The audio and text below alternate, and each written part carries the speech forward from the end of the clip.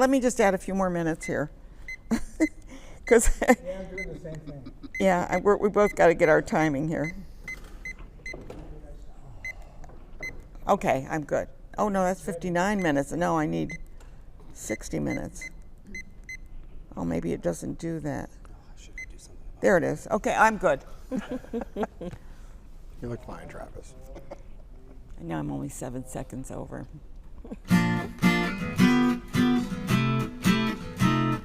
Seersucker soup on a hot summer day. Coffee comes back in a nerve-wracking way. The dishes and laundry take the garbage out. What a day, what a day, what a day. Well, welcome to Capital Region today. I'm so happy that you're joining us today. Hope you had a great weekend, this past weekend. We got a great lineup today. I say that every time, but I really mean it. We have really a great lineup. We're going to be talking about the Homemade Theater, and they're doing 1776. Talk about history. We're going to learn a little bit about that. And then we have Music Haven. Every year we look forward to the Music Haven at Central Park and the wonderful concerts that Mona Gola brings in for that. And these are international, and these are fabulous. So we're going to hear more about that. And then we have the STEP program, which is the a therapeutic equestrian program, and we're going to hear about that. They call it Ponytails, which is kind of a cute name. And then we're going to be talking about the Rotary's program, fundraiser, and they're doing the cornhole, and that's always a big hit. Anybody who loves to do the competition there, they're going to be able to do it there, and donate a little money besides. And then we're going to be talking about with Byron, and I pulled up that picture, of course, because he's going to be performing with Malcolm Koga, and we're going to talk about Songs Along the Mohawk, which I guess has a little something to do with the canal, but we'll find out more about that when we interview him. We're going to start right off with Homemade Theater. Yes, 1776. I can't believe you're taking on such a big production. So who wants to talk about it? Well, we thought we'd start with a little history. Good. I'm glad you do. Since it's 1776. So the Homemade Theater has had a very beautiful foundation laid by Mr. Foster and Ms. Miller back in 1985. I know it's been around a while. Right? I mean, 40 years. 40 years. Yeah. Which brought us to Cafe Lena, a small statement, then onward to our little spa in Saratoga Park, and now to our wonderful Wilton area with the Homemade Theater. And where are you performing? We will be performing. Well, I'll let the actors talk about all right. Because I feel like I'm overstepping. Yeah, that's okay. I don't want to get you off your game here. No, that's fine. No, this is your show.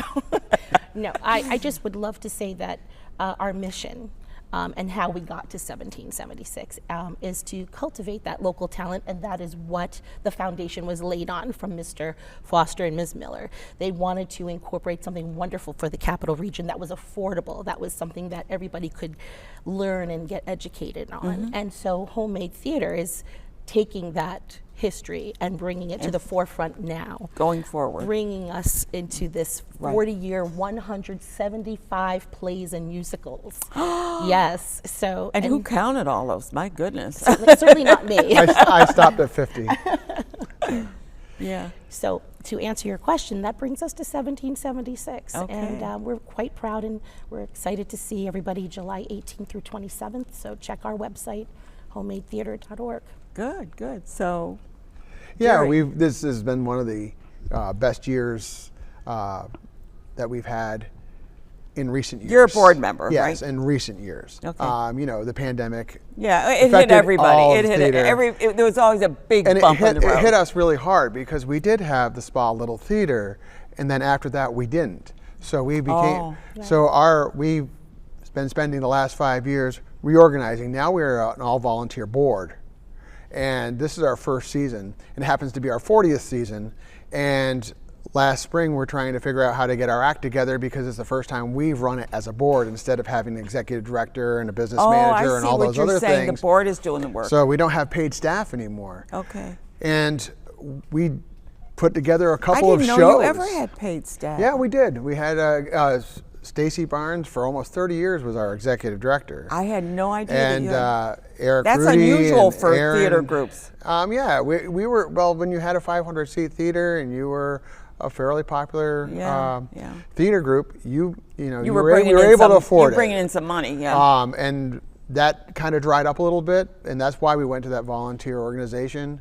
And we put on murder mysteries this year. We put on a Christmas cabaret, and finally got to our main stage this to fall, do a musical. in Oh my February, God! I And what should say. musical you picked? And we got 1776. We did Oklahoma just recently I too. know, I So remember that, and yeah. that was a great success out at Pitney Meadows.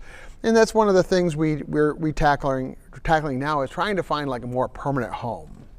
And You and Harbinger are doing the same things, trying to find a place, we bounce between the Saratoga Music Hall, where 1776 is being performed, in Pitney Meadows, and pretty much any place we can find to put on a production that we can, make sure the audience Did has you a do good some time. outside?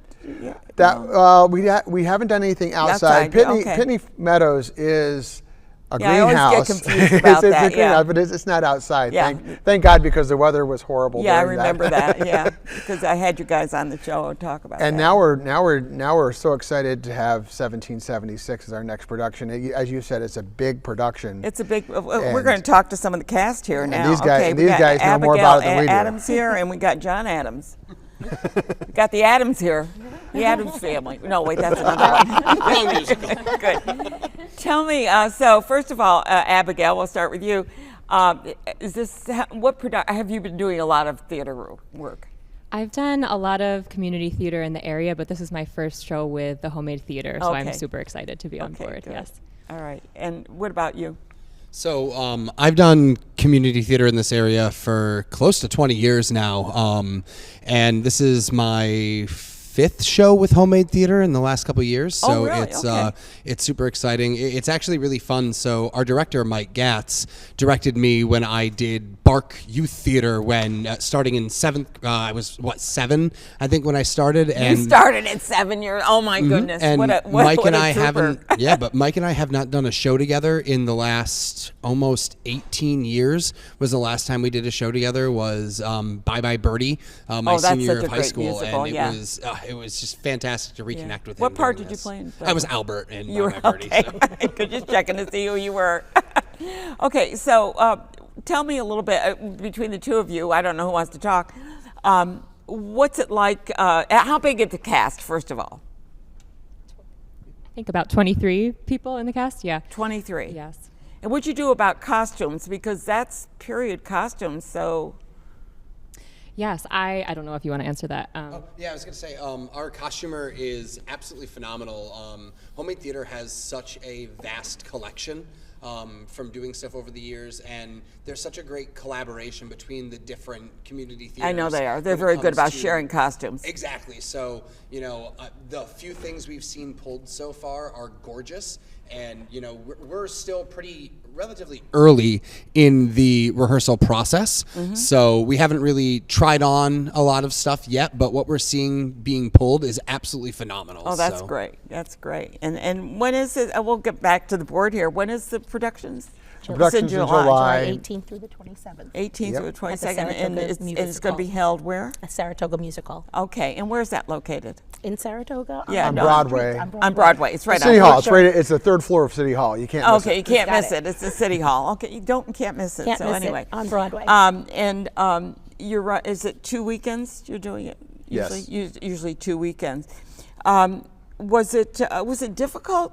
I mean, you're board members, I know, but was it difficult to get this group together, or? I mean, when she's talking 23, I mean, always a challenge. tell me.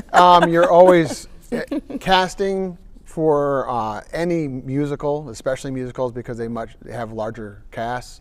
It's tough in Saratoga. There's a lot of competition going on. We have a lot of theater groups around the area. Finding male actors is very difficult, and when you have a show that is mostly male, it is even more difficult. Because there's competition for roles. Right. I mean, because you've got. I mean, if you look at the Capital Region Festival Theaters, we're all involved with that whole thing. You're looking at so many theater groups in our area. Now, I'm not just talking Capital Region, but you know, we're spreading out Gloversville and all around, down to Catskill even. They're all looking for that talent. Yeah. And how do you get it? Connections. Connections. People Do you- people know people. The directors know people. Yeah.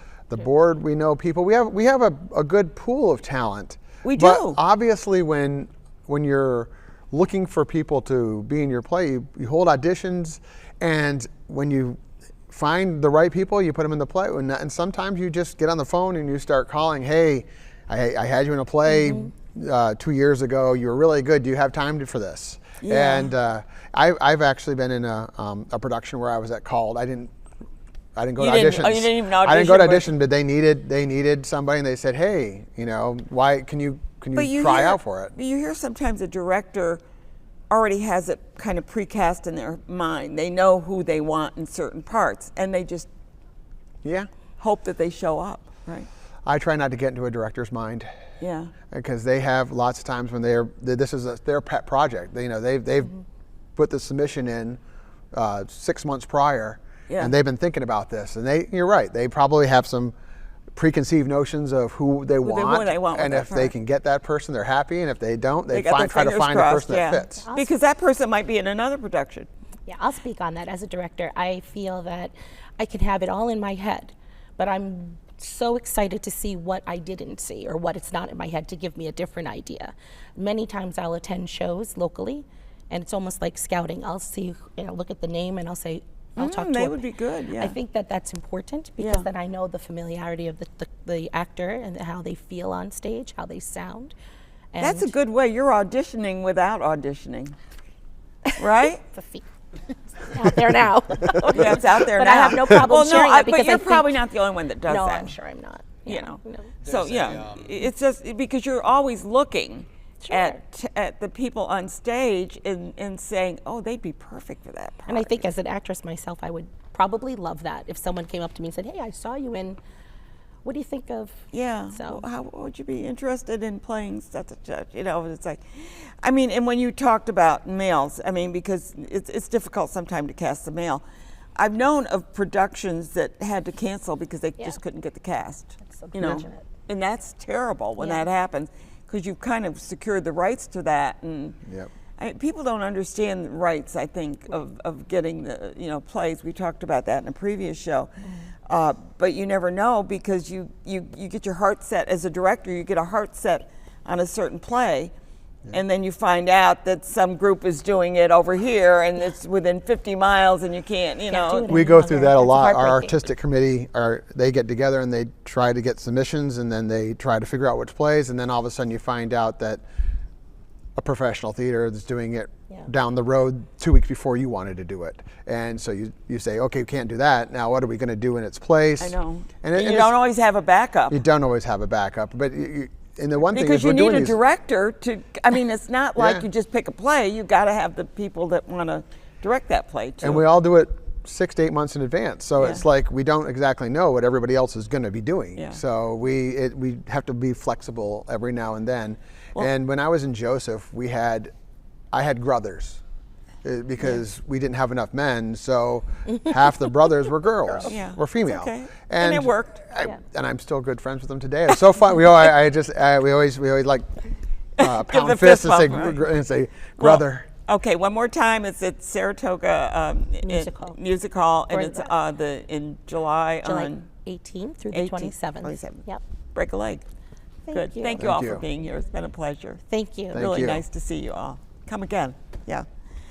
Mona Golub. Oh my goodness. Hello, Ann Perillo. You're still doing this thing called Music Haven. We're actually celebrating our 35th anniversary know. season this year. Isn't it amazing?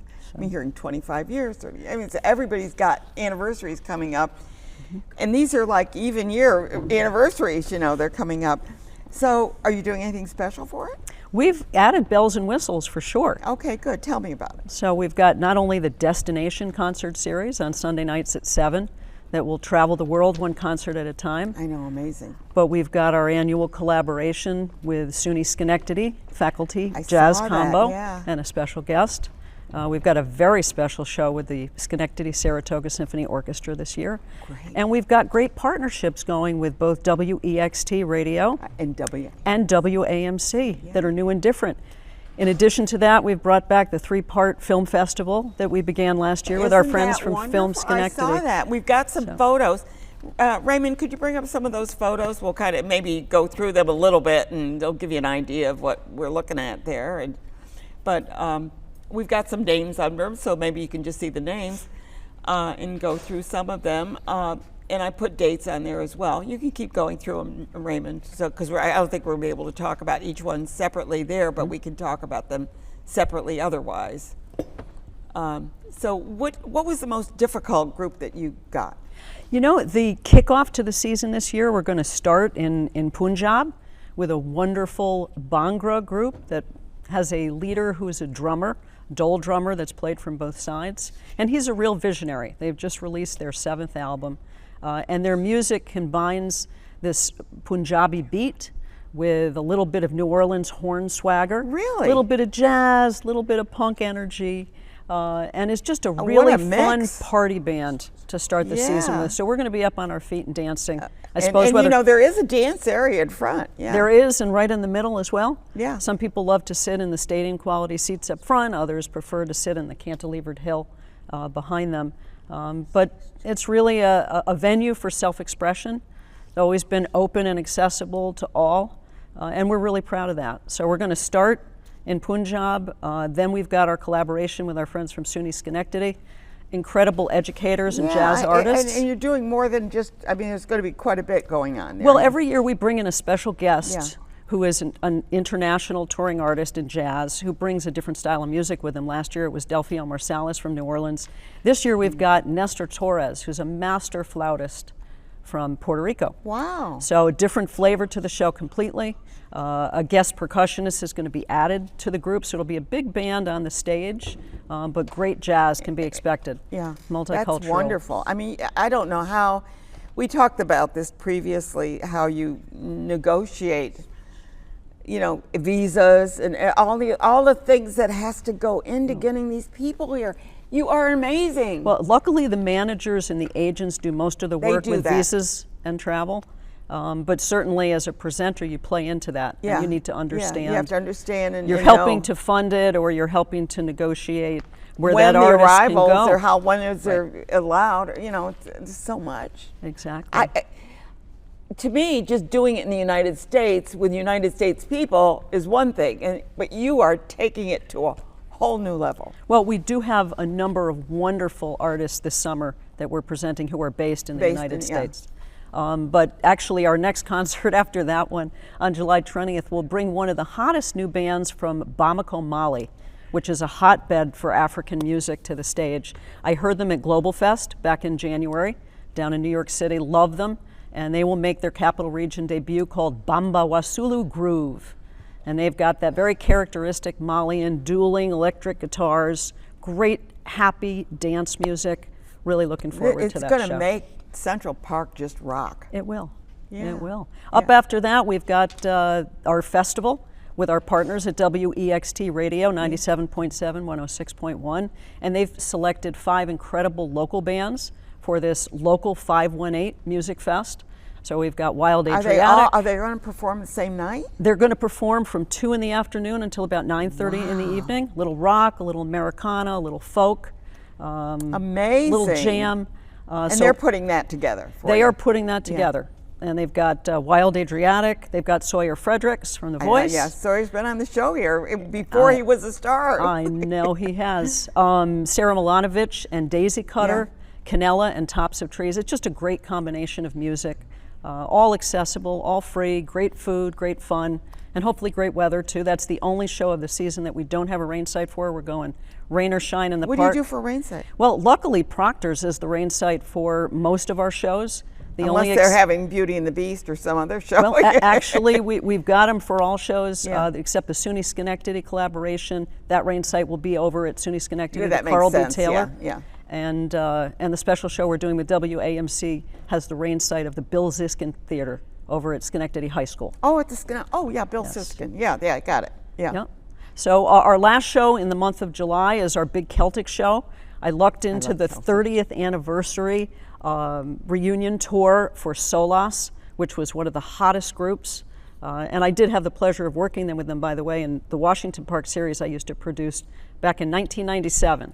So I remember them when they were kids. I was a kid too, I guess. Yeah, we all were. But they were phenomenal. They went off and did some of their own projects across the last 8 years, but they will be coming together for this tour. It's the only time we'll be able to see them anywhere near the Capital Region. Amazing. And that's going to be a big Celtic night. Looking forward to that. After that, we move into August with our very popular Blues Barbecue. I know, that's always a great night. And while most of our shows food are and at everything, 7, yeah. it is. You can't say Blues Barbecue and not offer the ribs and the brisket and the chicken and the smoked turkey legs and all that good stuff. Oh my gosh. But we've got Making me hungry. three bands that night. Though most of our shows start at 7, this one starts at 5. So we can accommodate a wonderful acoustic band to kick things off, Annie and the Hedonists. I know, they're popular, very popular. Then a wonderful electric guitarist by the name of Selwyn Birchwood, who's a blues music award winner many times over. And our headliner was just named the Blues Music Award Band of the Year. Really? Rick Estrin and the Nightcats. Really? They are a very slick San Francisco harmonica vocalist-led blues band. And I saw the picture and they look really interesting. It's gonna be a wonderful night of blues. Always is. Great, happy crowd. I love blues So anyway. Yeah, we that's look one of forward my- to that. Then we've got our partnership with the Symphony, which every year usually settles in around pops, whether it's movie themes or Broadway themes. This year, we heard that the Symphony had performed right here at Proctor's on the main stage with an incredible tribute band, a Beatles tribute band, and it was the biggest crowd that had ever That's what shown they up for the said, yeah, Symphony. yeah. And I thought, gee, wouldn't it be great to bring them to the park for the 35th anniversary season? So that's what we've done. So we've What got a this night, what a great night, tribute yeah. band. They have the costumes and all that change from era to era. Oh, how wonderful. And what's really cool, Ann, is that they perform the authentic Sony licensed songs. Okay, I don't understand. So it's the What's- authentic orchestrations as you heard them on the Beatles Oh, okay. recordings. So in other words, they didn't do new arrangements. Exactly. So when Okay. you hear Penny Lane, you're going to hear that piccolo trumpet Okay, solo okay. just like you heard on the recording. For Eleanor Rigby, you're going to hear the string Okay, section yeah, just yeah. as you would on the recording. And with members of our own Schenectady Saratoga Symphony Wonderful. Orchestra. I can't wait for that night. So yeah. that will be Well, a of course, I one- can't wait for any of the wonderful nights. evening. It's so great. Then we have a great bluegrass soul group called the Steel Drivers. And we don't get much bluegrass in at Music Haven because we've got 3 incredible bluegrass festivals near us. Near us, yeah. Across the summer, and they have these radius clauses that make it very difficult for the groups to there's a perform. radius Yes, clause. within 100 miles of any of the festivals. So when I can catch a really good one, I do. And the Steel Drivers are incredible. Okay. We got Reese Fulmer and okay, the back up just Carriage a little. Band When opening you for say them. there's the radius thing, Yeah. is it at the same time or? Usually within anywhere from 60 to 90 days. Okay, that's the Or first longer. I've heard of this. I mean, I know with theater they do things Yeah. like that, but I didn't realize music. No, it makes it a challenge for bluegrass specifically. So I'm always looking out to see which of the top shelf bluegrass bands Yeah, are that's not great. performing there and can perform for us. Yeah. So then we've got our annual stop in Louisiana. Everybody always loves a good Cajun or Zydeco show. yep. This year we've got Terrence Simeon and the Zydeco Experience. I love Zydeco. Grammy winning, one of the best. And we're looking forward to featuring Keith Pray's Mohawk Brass Band. Yeah. They're going to second line their way into the amphitheater and cool. get people on their feet before the that's cool. Zydeco show starts. So that'll be fun on August 17th. But I skipped over the WAMC show, and I kind of want to single it out because it's so exciting. They're doing some new things. WAMC On the Road is their Yeah, new they're doing program. On the Road now. They're going to get rid of the Linda, I guess. They are, but they want to get out into the community And and they connect should. with community where community is. and they're being well received. Yes, they are. So I was thrilled when they reached out to me and Yeah. said we'd love to do some things at Music Haven. Yeah. They're bringing in Wanda Fisher. Yeah, Wanda's amazing. been on the air her, for her show has been on the forever 43 and ever years and ever. of Hudson River Sampler. It is the Garrison Keeler Absolutely. Prairie Home Companion of our Absolutely. area. Yeah. And she's got some great guests coming with her. Yeah. Michael Jerling, Dan Berggren, Kate McDonald, She's and Joe amazing. Jenks just Yeah. announced.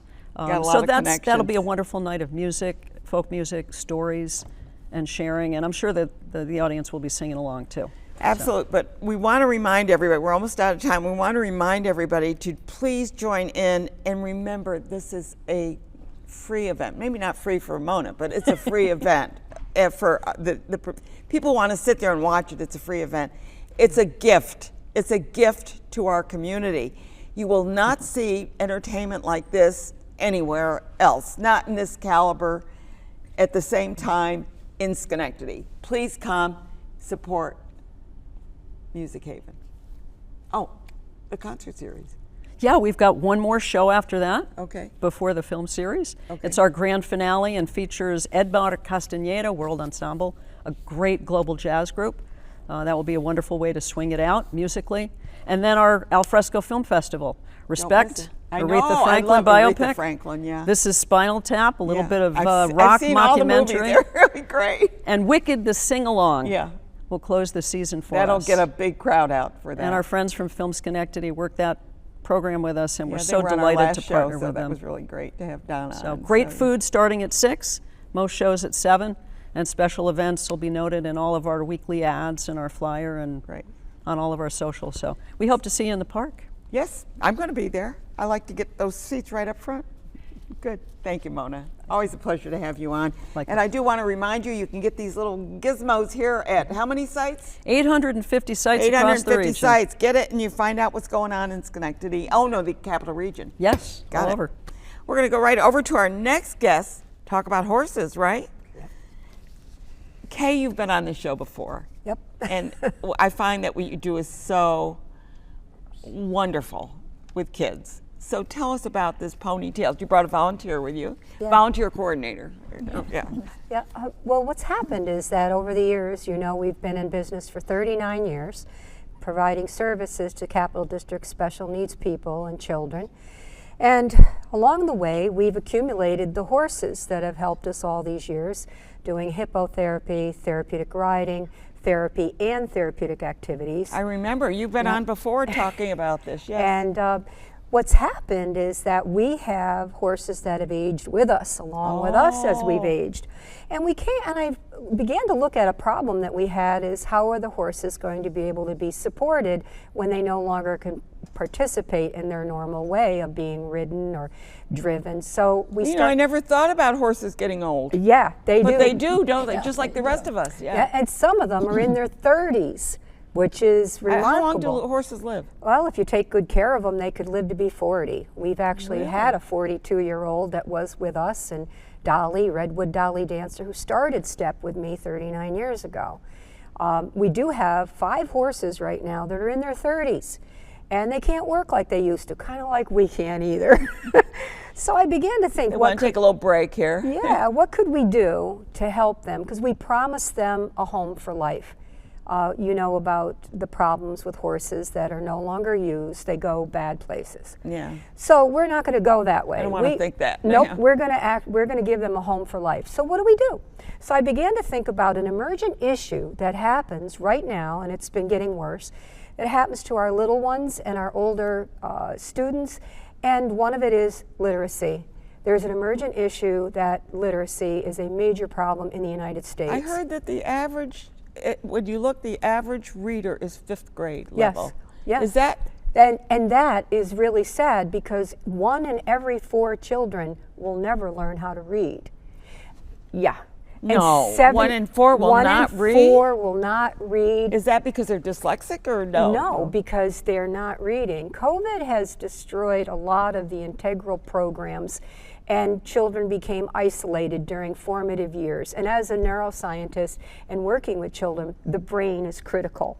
The brain connection between literacy, physical activity, reading, writing is important. And if you can't connect the two of them, you're not going to have the optimizing a person. You're not going to give them a quality of life.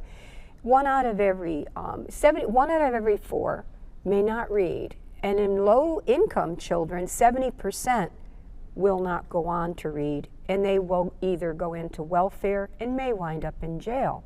So we're looking at a real problem. The United States is lagging behind in the world. You think that we would be like the leaders, No. and we are not the leaders. We're I not. don't know what is wrong with our educational system that, as you can point out, 1 in 4 can't read. Now, it would seem, I mean, I grew up, I could read at kindergarten. My mother taught me words. When I went to kindergarten, it was like, can't everybody do this? You know, it's sort of thing. But are parents kind of falling back on their responsibility, or? I think it's a responsibility of parents to help their kids. It's a hard thing to define, but it's a overwhelming amount of factors.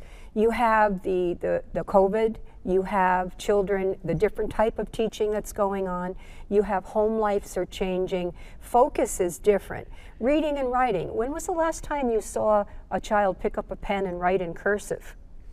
Now, I believe in cursive, actually, but you know, I'm probably one of the diehards. And when was the last time you saw a child actually sit with a book and not a tablet or a phone? I have to tell you, I was at an event, and it was a restaurant. I'm sorry, and the woman gave her child a book. Okay, so the child had the book, and they're going like this, and it's like, what are you doing? You know, but apparently they had always used. So they were turning their pages, and they weren't turning their pages, they wanted it to move. Yes, and it's a passive participation, whereas if you hold a book, you're active. You're getting the mind and the brain connected. There's sensory motor pathways to the brain. Absolutely. That need to be, number one, reading is the input, and it facilitates your ability of comprehension. And writing is your output. Yep. And what that does, it takes your thoughts and puts them to paper. And it establishes the brain. And this It's a connection. It's a movement. And you know, and we were talking about that earlier. If you write it down, it will kind of imprint. You know, and they're not doing that. They're doing something else. Right, and we've seen this, and working with the children that we've been working with, and then looking at all children, not just special needs populations. Dolly Parton has seen this. I mean, her Imagination Library program, we're actually participating in that. We're going to be able to get 3-year-olds their free books every month. We're going to be able to work with public libraries. And again, we started a pilot program a while back, and what we had was the Read to Me Mini-Me program.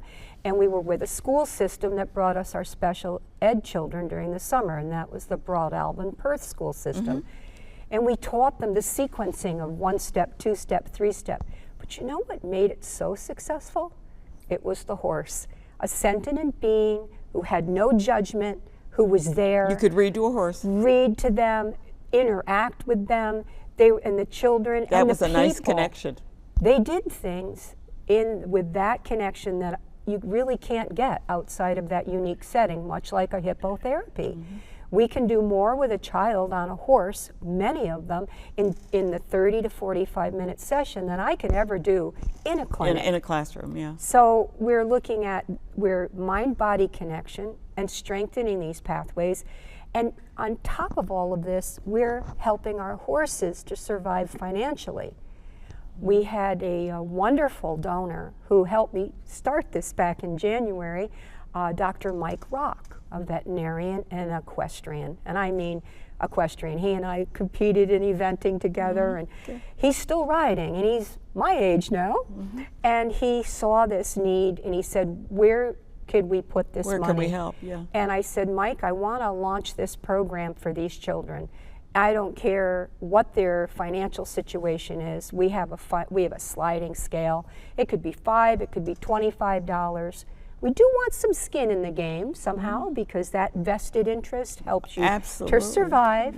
But we offer private one-on-one tutelage, and then we do our book buddies, our barn book buddies. And you have pictures of that on Friday nights. Yeah, I think we had some pictures here. Now, Pat is a volunteer, right? Yes. How long have you been volunteering, Pat? 9 years. 9 years. And what is your focus on volunteering? I have no focus. Okay. I'm all over. You're all over. I'm all over everything. I guess my real goal here is to find a way to keep us, to sustain the program. I keep going because I have seen really simple things, but you know, the program doesn't work. Horses don't work for every child, but they work for an awful lot of them. And we had an instance where the child came and rode, and you know, he's full of smiles, which usually, of course, it's not that uncommon. Yeah. But through other connections, I found out that his school district was looking to put him into a residential program. Oh. And because of uncontrolled behaviors. And it was so wonderful, the fact that we had no idea of You didn't this. even know that We because did he not got know that along so well. Because this guy just enjoyed his horse, enjoyed his time, and there's multiple instances of that. Like that. And you can see that. Yeah. Yes, and even our volunteers. We have some volunteers that are youth, and they enjoy coming to us because we don't judge, the horses don't judge, and it's a place where they can It's a feel safe they place. belong. It's a safe Yep. place, yeah. So, but I think my overall goal is to look at sustainability. Yeah. And Ponytails is part of that, because as Kay said, our older horses that can no longer be ridden, they can be read to. There's still a And purpose. They still have a purpose. And they probably appreciate that. They've been there. I mean, done I mean, that, as I much as a think. horse can appreciate, but it seems to me that they must like the contact Some- of a human yep. being. Certain horses certainly, Yeah. enjoy that. Yeah. They do. They're sentient beings. They can actually, in the law of physics, there's the mass effect. The horse can actually affect your heart rate and vice versa. You come into the barn and you can literally see people's troubles melt away. You can see people who come in highly strung and get near a horse that is very sensitive to that, and the horse starts to react, and then we have to start talking about what kind of a day you've had today. Yeah. Maybe it's not going to be the best day to do activities. Yeah. But Well, that's interesting that there's a lot behind it. You're a physical therapist to begin with, Yes. so you have a lot of experience in this this field. Amazing at what you do, and I hope that you get a lot. Now, when does your program run, and how can people get in touch with you? Well, our basic programs are ongoing right now, and they have to register and to be able to be accepted. We do have a wait list on in our hippotherapy and our step-up therapeutic riding. We have more openings in our Step from the Ground Up program, Okay. but they can certainly register online. And you have a website, website, too. And I they- think we put that up yeah. during your interview. And yeah. they can email us. The Ponytails program right now, I'm reaching out for volunteers to help me put it together, and then we're going to actually put a schedule up, and then people will be able to come, be trained first, and then we'll put them intricately into those sessions. Usually it's going to be between the the second shift, which is between 5 and 9 at night, be wedged in some, and then in the afternoons or mornings. So they'll find that information on your website. And you right, can get volunteers. right. yeah. Once they contact me, we'll be able to get them in and get them trained. I love what you're doing. So keep Thank doing you. it and keep those horses happy too. Yep. Good. I know you're doing a great job for the kids as well. Thank I love your idea of the mind and body. Yep. Good idea. Thank you for being here today. You're welcome. You're welcome. We're going to switch over and we're going to be talking about cornhole. What's that? Well, cornhole is a really fun game that anybody can play.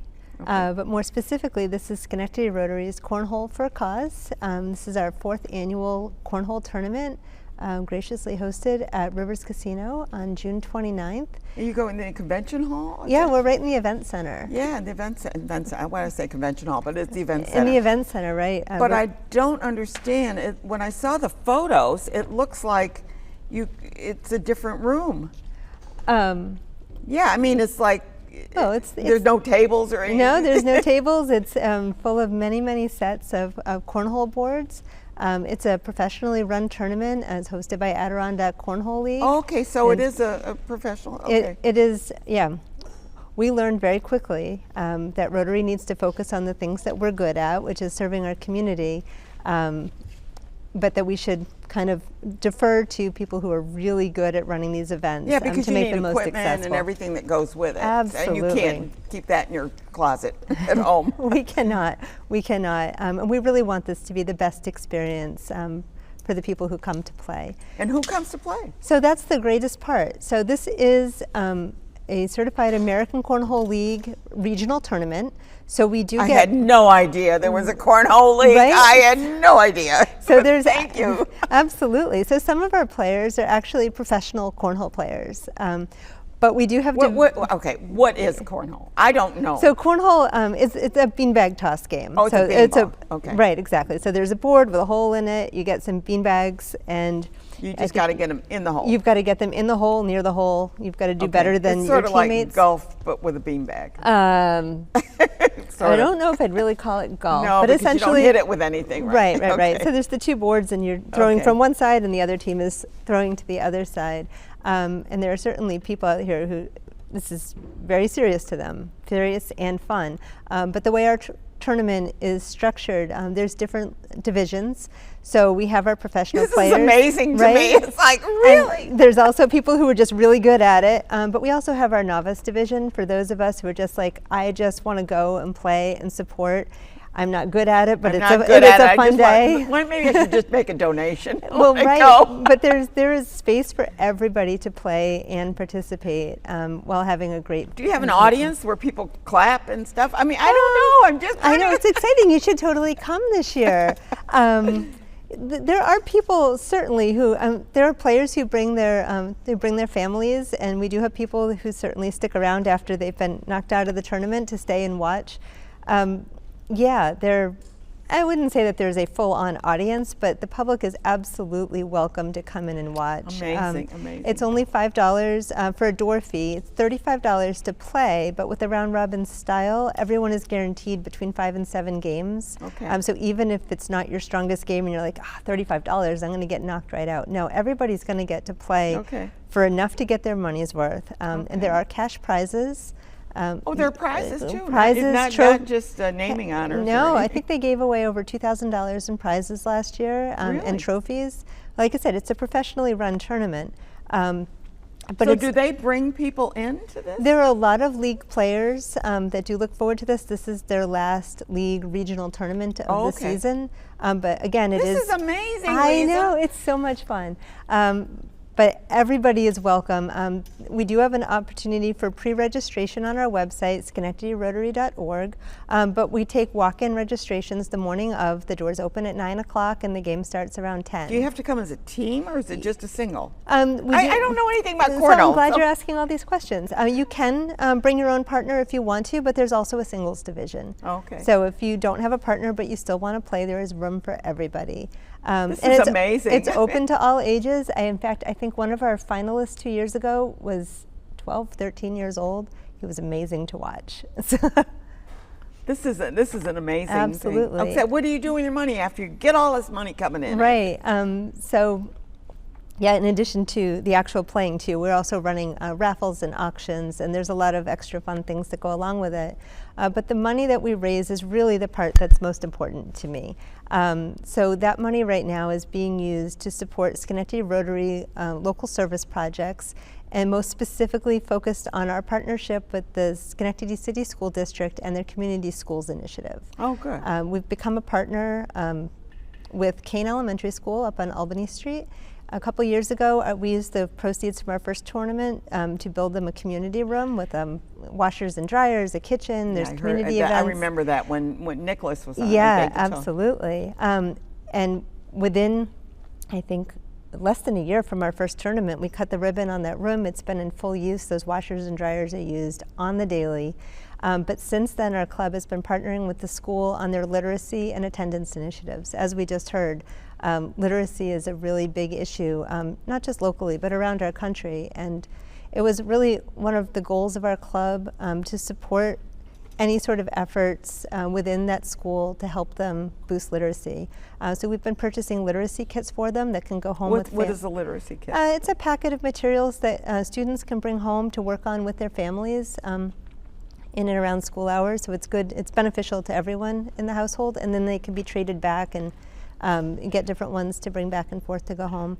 But in addition to that, we actually brought in the school's first Scholastic Book Fair that they've had in 8 years, which means that Scholastic books, remember isn't that those? the best? Oh my goodness. I know, right? So, I mean, those were always my favorite days Yeah, at well, school. me too. And we used to have them twice My a year. kids used to come home and, oh, I want this. And this is a school of kindergarten through 5th graders who have never had one. So we brought in a Scholastic Book Fair this past February, and to really hype it up, our club paid for a book for every kid in that school. So they were all able to shop. Everybody was able to They were pick going a to buy book. at least one book, yeah. Exactly, but the parents didn't have to worry about it. So this was like their introduction to the book fair, and we're really hoping to bring it back again next year, and maybe even Great more idea, than once. really great idea. And I remember the Scholastic books, which I didn't even know they still had them. They so. certainly do. Yeah. But I think when a child gets to choose their own story, or even their own journal to write in, it's really, they have that sense of this is mine, Ownership. and I want to know how to read Yeah, it because yeah. it's mine, and I want to work with that. You bring up an interesting point that the literacy we have a very low rate of literacy in this country, which to me is astounding for being a first world, that we're supposed to be ahead of tops in the everything, game. right? But my point being that if you have a child that is having trouble, they really can't go to their parents if their parents have never learned. Right, it becomes a systemic problem. Exactly. It's systemic. It doesn't, and maybe the child can help the parent in that case. And that's where I think those literacy kits come in play too, because now they're bringing them home, working with the parent, and everybody gets to work on it together. Yeah. Because personally, I believe that education starts at home. It does. But we've got to provide the resources, especially for those who may be struggling a little bit themselves. Yeah. And as I've been saying all along, I mean, first we built a community room, and now we're working on building community, and that starts on serving not just the students, but their families as well. Yeah, and I think that's so important what you're doing. And the Rotary, of course, the fun part is the cornhole, to raise the money. I had no idea. Thank you so much for explaining cornhole to me. But the important thing is that people are having fun, but at the same time are raising money for a very important goal Exactly. that you have. Rotary apparently sees where it's needed and then steps forward to do that. Exactly. Can anybody join Rotary? Yeah, pretty much. I mean, it's for adults, Yeah. so we do ask that you be an adult, but we do have youth programs if anyone is Yeah. interested. But essentially, it's a group of Community-minded. community-minded people who are getting together to network, to make friends, and of course to use their vocational skills or hobby skills to serve the community. Good. And I love it. It's the best Yeah, thing I do in the can week. tell. You're past president, so yeah. I am. Who's the president this year? This year is Andy Chestnut. Okay. Oh, yeah, I know who he is. Yeah, great. and we're gearing up for our changing of the guard for July 1st, where Bree Pitak Mimura is going to be our next president. She works for Discover Schenectady. Okay. Oh, wonderful. Yeah. Yeah. So everything's going very well, and you've got good Absolutely. connections. We have a thriving club, and Yeah. there is room for anyone to come and check us out. We meet at Turf Tavern on Thursdays at noon every week. Okay. And you commiserate, huh? Oh, absolutely. Good. We serve where the need is, where You it's find at. the need and you fill it. Sometimes Yeah. the need finds us. Yeah, oh, sometimes that works that way too. Thank you for Absolutely. being here, Lisa. Thank it's you a so much for pleasure to having have me. you on the show again. I So, appreciate it. Thank you. I'm going to switch over here to songs along the Mohawk. That's right. I've heard about drums. Yeah, we're just a little less loud than that. A little less loud. Tell me about it, Byron. Well, It's so good to see you on the show. You too. Yeah. Well, as you know, I work with Malcolm Kogut. I know you do. And, Who's that guy? Yeah, really. And this being the 200th anniversary of the Erie Canal, we decided to, try to get a little money off of the state. And did you get any? We did. You did. So we did a performance at the Arkell Museum in Canajoharie Mm-hmm. in May, and we'll be repeating the program in Glen, Glen, which is in okay. Montgomery County, Yeah. which is where I live. Yeah. And I help run a concert series there. So know you do. We'll be there September 7th with songs along the Mohawk. And it's been fascinating researching what was written about that. Are you looking at songs specifically about the canal or just at that era? Both. Yes. The answer is yes. Yes, because a program of nothing but canal songs would become a little relentless. I don't know. I don't even know. You know, trust- I only know one. but- Trust me. Which one do you know? The Erie Canal with a. I got a mule and his Right. name is That's Sal. actually that's titled Low Bridge. Yeah. Everybody down. Yep. And it was. By the time I got to be singing it in third grade. Yeah, we all did. Oh, we all did. Yeah, I think you were across the classroom from me. I think you were right. Exactly. You were in the third row. And it got a little sanitized. Yeah. I mean. Oh, it's- you mean it wasn't quite. No, It was it's a a little. little- It's a little violent. You've Oh, got, was it? You've got a Okay. mule that's kicking people around. Oh, and see, I don't know. It's got five verses and refrains, and every refrain is different, which is Okay. unusual for a song like Oh, that. yeah. But it dates from the early 1900s, I think 1912. The canal ran from 1825 to about 1880. So a number of the songs we found post-date that. So there's that one. The Erie Canal is one that's I older. remember that. Yeah. Yeah, the Weavers sang Yeah, that yeah. song among many, many others. And that's reflective of the kind of humor that was popular in that time. The canalers thought it was the height of hilarity to pronounce it canal. Canal. Canal. Okay. That was hilarious. Okay. All right. And the Erie Canal is talking about storms raging and such like on this little But the ditch. canal. See, people. I don't know. I mean, the canal was not that wide, Not at all. and it was not that deep, Correct. and it had the mules on the sides. And the bridges weren't that high. That's why you had the low bridge. Everybody down. Exactly. And one of the songs we do is called Boating on a Bullhead. The bullhead is a type of canal or canal boat that is has no deck space. It's just all sort of a big hump of storage area. Okay. So to steer it, you had to be on top of that. Oh, then you couldn't be very low. So the bridge would knock you off. Yeah, that's what I'm saying. So somebody had to put out the call. Now, there were some passengers who thought it great fun as a bridge approached to jump up on the bridge, run across it, and jump jump back down. Yeah, these were called teenagers. Be something I'd like to do. So we also do a song called "Oh, That Low Bridge," and that dates from the 1880s, but it was written for Broadway. Which like to It had nothing to appropriate do with the something. canal at the time. It did. I mean, it was sort of reminiscent of. Yeah. It was actually written in a minstrel tradition, so Okay. it's got a cakewalk at the end. Oh, okay. Which you aren't going to do, but that's okay. How do you know? I don't know. I'm just guessing. Well, I'd like to surprise you a little bit. And so we've interspersed that with those songs with Mohawk Valley songs. Those are very popular. Okay. My Heart is where the Mohawk River flows tonight, or something like that. Where It's do a- you find these songs? Where do you find them? Oh, I've been married for so long that there's a great aura of boredom has just settled Oh, over the the house. boredom is what does it. You just start looking for songs. Yeah. Do you go to libraries? I'm just curious. Well, I used to. I Yeah. loved libraries, and now they're in my computer. Oh, I know. I know. The Lester Levy sheet music collection is Yeah, I an incredible know. resource for this stuff. And you do so much with Lerner. I mean, the Lerner. Oh, Lehrer. Lehrer. Tom Why did I say Lehrer. that? Pronounce that wrong. Lehrer. They've been doing a lot on him on WMHT. I know Really? that. Yeah, yeah. The- Playing some of his concerts. Yeah. Oh, on the TV station. Yeah. I used to work for WMHT. Yeah. That's why I live here. Okay. I moved up in 1980 to be a classical radio announcer. Really? I got in trouble for playing one of his songs. Did you? I bet you did. I bet you did. I got in trouble for playing a Sinatra cut on Cole Porter's birthday. They do that sort of thing all the time. I know. Well, that's the way it is. I don't know. So- So you're doing. So you get these songs, and Yeah. you're going to do a whole concert of them. Is that Yeah, it? as I say, we've done it once. And, Yeah. I try to write some snappy commentary to get from song to song. There's Bonnie Eloise, which was written, the lyrics were written by the fellow who was also editor of a Fort Plain newspaper at the time, which was the late the 1800s, 1880s or so.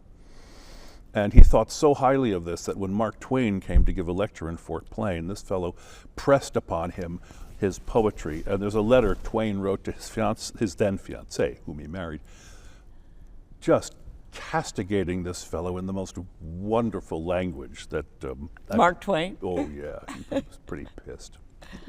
That's funny. Yeah.